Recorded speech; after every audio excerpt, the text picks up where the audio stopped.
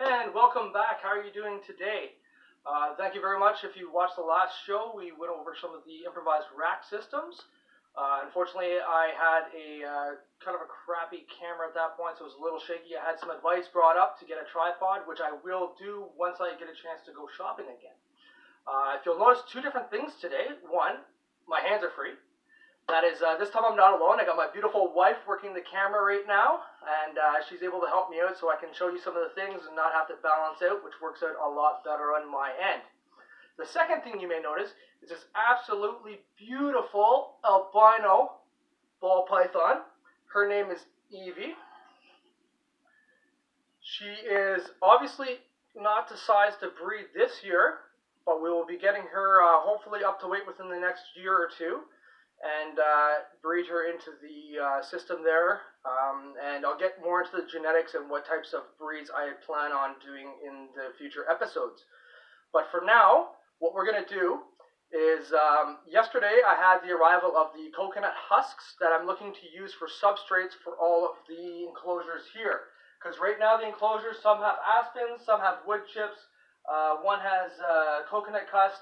They're all around the place. So I want to keep it consistent, and I want to make sure that they all have the same substrate. And coconut fiber is one of the better ones for holding the humidity and keeping the odors down.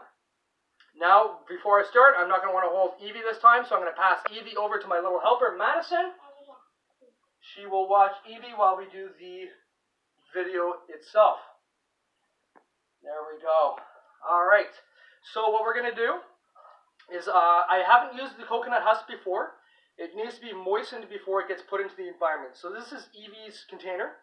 I have already emptied it out. I figured you didn't want to watch me emptying it out. I've given it a quick wipe down with diluted cleaner.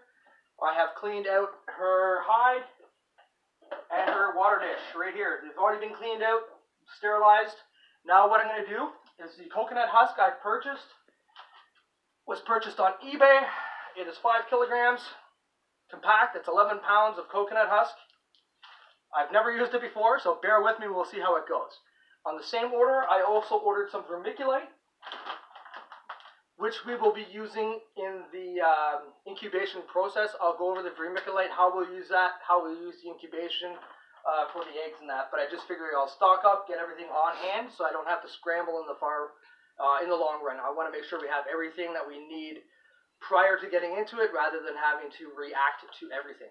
So without further ado, you're going to go with me. We'll put some of the coconut husks in there, put some water in it, mix it up, put the substrate in, put it back, and then I will mention a couple of further points. So for the coconut husks, if you were to do a lot, you could place this whole block, take off the wrapper, place the whole block in a large Tupperware bin with water, or a large sink basin with water. It'll absorb, it'll go to approximately 2 to 3 times the size, and it'll start to fall apart. With the containers I have, and I've never used this, I don't know how much that's going to do. So what I'm going to do is I'm going to use this smaller container. I'm going to break off a chunk, put it in there, mix it up, put what I need into Eevee's container, and if there's any left over, I can add it into the next ones as I go through, because I'm going to go container by container today, making sure all the habitats have been completely cleaned out, and they all have the same substrate. So what we're going to do is we're going to remove the packaging, and it will not fall apart like basic shavings. I'll get a bit of a mess. I'm going to have to clean that up, or the wife is going to kill me, I'm sure. We'll break that off, see how this comes off. And it's probably going to be a lot harder than I thought, which it is. Of course, because it would be too easy if something went smoothly.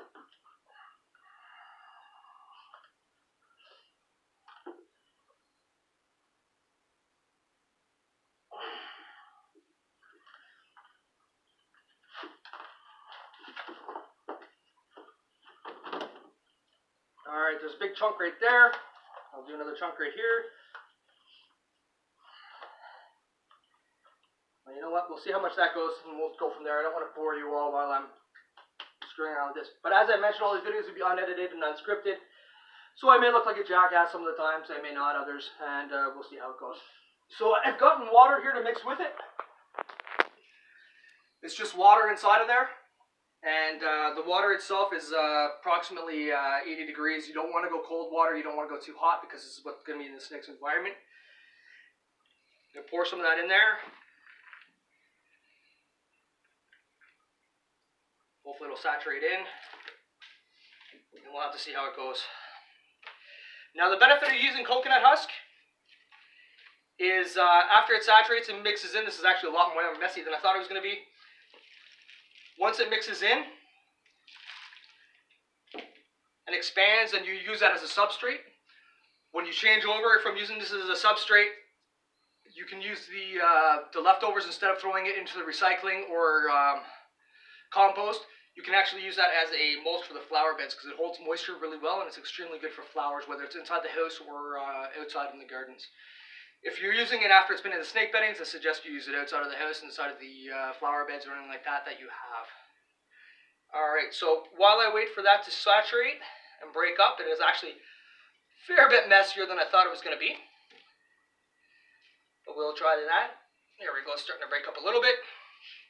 And I might have to get my hands in there with some gloves on and actually break it up a little bit more. But, what time are we at right now? 6 minutes. Okay, so when I started getting into the videos, as I wait for this to saturate, when I started getting back into the ball pythons, as I mentioned, I looked at a few different channels. And some of the channels that helped me make up my mind on what animals to look into and to what avenues to go to were on YouTube as well. There's Clint Reptiles, there was Olympus Reptiles with Matt as a host, and Chris Hardwick does a fantastic show. He goes from everything from equipment to genetics to feeding. He goes through the whole swath of things that you may want to go over and learn. Whether it's you deciding what type of genetic morph you want to acquire, or if you decide to get into breeding itself, or if you just have any kind of questions about from the husbandry to the equipment, to feeding, to acquiring certain things. It's a very, very good channel to watch. I suggest you go take a look at those links as well. This is actually taking a fair amount longer than I thought, and it is going to be messier, but I will mix up the mulch right now. We'll mix it all up. I'll get it all together. We'll toss it in the new environments. Tomorrow's video I'll go through container to container. These will all be switched over to the coconut husk, coconut fiber. And tomorrow what I plan on doing is we'll be going through snake by snake. I'll describe the snake itself. We'll have it out. I'll be able to show you close-ups of it, show you the patterns of the snakes, the sizes of the different ones I have, and with the genetic makeup that they have. So with that being done, you'll have an idea of different varieties of snakes, what they look like, potentially if you mix a couple different ones together, what you can get. Once I have gone through all the different snakes here, I'll go through some of the genetics and my intent. As breeding, you're going to breed a couple of these guys together. I have 2 males right now and the rest are all females. So when I get into the breeding, there's going to be different genetics in play. As I mentioned in the first video, I want to get into dreamsicles, which is a lavender albino pie. Extremely beautiful snake. And I also kind of want to get into some of the leucistics, which are the pure white ones, the bells, the blue-eyed lucies. You can also get black eyes when you mix blanking right now, the phantoms together. And potentially get all black snakes if I mix a couple of cinnamons together. Now with that, again, I'll get more into depth with that. I'll show you some different sites that you can go to that will give you all the information you need as far as what morphs breed with what morphs will create a percentage of having different types of snakes coming out. This will help accent different colors, this will help accent different styles and the intensities of the snakes themselves. But as for now, I will struggle with this coconut husk. I'll give you guys a detailed description on how it went through for myself. Right now it looks fairly messy. Tomorrow, yesterday's video took 12 and a half hours to download, so hopefully today's I can get up there today. I'm going to try to put a different video format on. If not, this video will be available on Monday, which is Remembrance Day. And that being said, I'd like to put a note out there. Tomorrow is November 11th. If you can please attend one of your local Remembrance Day ceremonies, it would be Greatly appreciated. If not, just take a moment of silence at 11 o'clock for all the veterans who have come before us and sacrificed everything. That being said, I'd like to say thank you to my helper. Hi. And Eevee down below. And thank you to the beautiful camera woman who's helping me out today. I will be back tomorrow. You guys have a great day. If there's any topics you'd like me to cover, or if there's any questions you have, let me know in the comments below. Please remember to like and subscribe. Pass this on to your friends. The bigger I can get this channel going, the better it'll be for revenue, which I can put towards the rack system, towards the animals themselves, and bring you a better product in return. Thank you very much. Have a great day.